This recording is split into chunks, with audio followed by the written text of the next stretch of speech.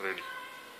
कालीचरण महाराज आपल्याला वेगवेगळ्या नाडी ग्रंथामधल्या प्रकरण किंवा चॅप्टर्स पाहिल्यानंतर काय काय अद्भुत अनुभव आले, कुठल्या कुठल्या मंदिरांच्या भेटींच्या शिवाय अशा वेगवेगळ्या ठिकाणी जाण्याचा आपल्याला आदेश आला किंवा आपल्याला त्या घटना घडल्या, त्याच्यावर जरा प्रकाश टाका.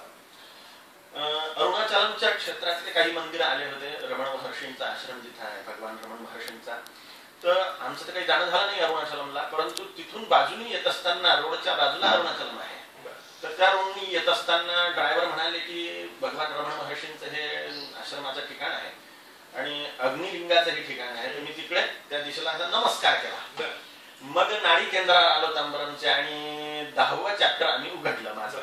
तर त्याच्यात महर्षी अगस्ती म्हणतात, तू सध्याच अरुणाचलमच्या बाजूने आलेला आहेस आणि भगवान रमण महर्षींची तुझ्या कृपा झालेली आहे, त्यामुळे तुला वस्त्राभूषणांची काहीही कमी राहणार नाही, त्यांची कृपा तुझ्यावर सदैव राहील. आम्ही अत्यंत चमत्कृत झालो की आम्ही आत्ताच अरुणाचलमच्या बाजूने आलो. शांती परिहारातही काही शिष्यमंडळांचे उल्लेख आलेले असताना त्यांना सांगत होते, तुझ्या शांती परिहारात अडचण येतील पण तू आवर्जून कर, तुझी तब्येत खराब होईल, अनेक अडचणी येतील पण तू हे कम्प्लीट कर, तुझं जीवन सुखी होईल. त्यांनी तसं केलं तर ते खरोखर सुखी झाले आणि खरोखर तशा अडचणी आल्या होत्या शांती परिहारात.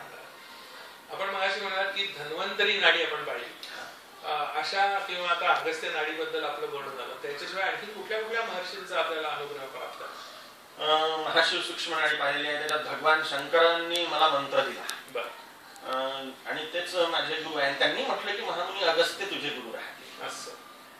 आणि धन्वंतरी नाडी तर आपोआपच मिळाली.